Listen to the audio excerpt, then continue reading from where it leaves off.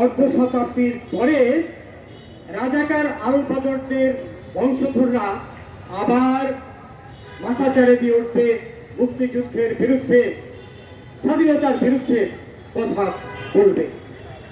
বঙ্গবন্ধু এদের শেষ করে দিয়েছিলেন ৭১ সালে।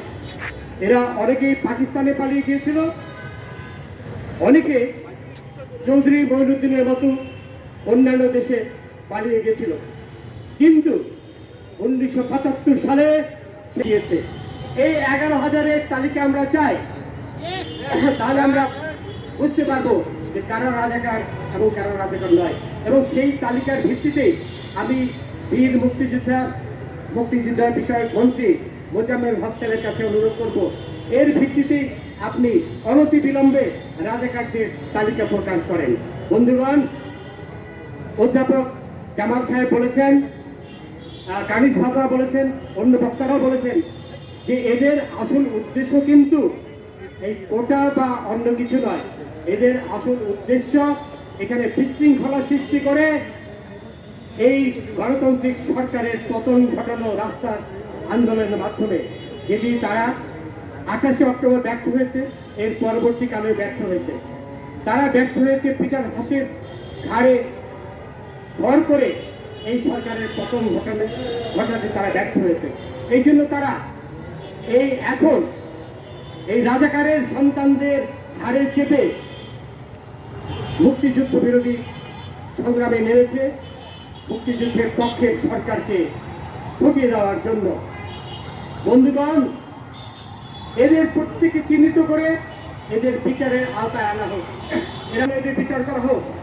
এরা মাথায় বাংলাদেশের পবিত্র পতাকা টানিয়ে একই সাথে মুক্তিযুদ্ধের বিরুদ্ধে কথা বলে জাতীয় পতাকাকে অবমাননা করছে। তাদের জন্য এদের বিচার করা হোক। কারা, এদের চেহারা দেখলেই তো বোঝা যায়।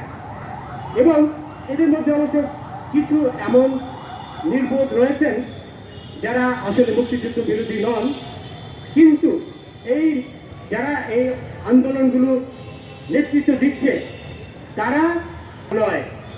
এবং আমাদের পরবর্তী প্রজন্ম তারা কোনো অবস্থায় এটি হতে দেব না। আমরা জামালউদ্দিন সাহেব বলেছেন যে আমরা এদেরকে বাংলার মাটি থেকে নিশ্চিহ্ন করব। তোমাদের মুক্তিযুদ্ধ ভালো লাগে না, তোমরা পাকিস্তানে চলে যাও, তোমাদের প্রিয় ভূমি পাকিস্তান, সেখানে চলে যাও। বন্ধুগণ, এই কোটা পৃথিবীর অনেক দেশে রয়েছে। ভিয়েতনামে সেনাবাহিনীতে ৯০% কোটা রয়েছে তাদের জন্য যারা ভিয়েতনামের জয়ের জন্য যুদ্ধ করেছিল। অন্যান্য দেশে মালয়েশিয়াতে ৫৬% কোটার ব্যবস্থা রয়েছে, এমনকি উন্নত দেশ নিউজিল্যান্ডে রয়েছে। পৃথিবীর অনেক দেশেই কোটার অস্তিত্ব রয়েছে। মহিলাদের যারা পিছিয়ে আছে তাদের জন্য কোটার ব্যবস্থা রয়েছে।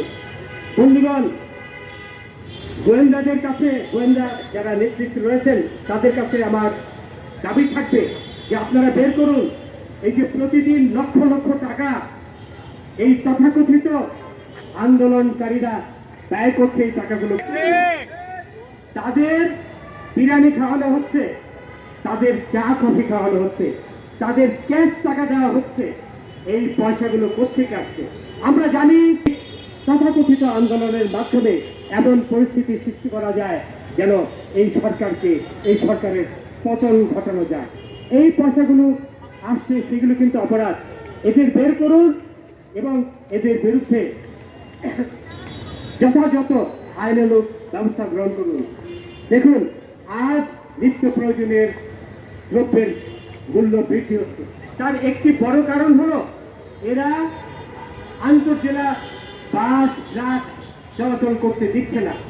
এর ফলে অন্যান্য জেলা থেকে খাদ্যদ্রব্য এবং চাল, ডাল, সবজি এগুলো আসা বন্ধ হয়ে গেছে, যার কারণে খাদ্যদ্রব্যের দাম বেড়ে গেছে।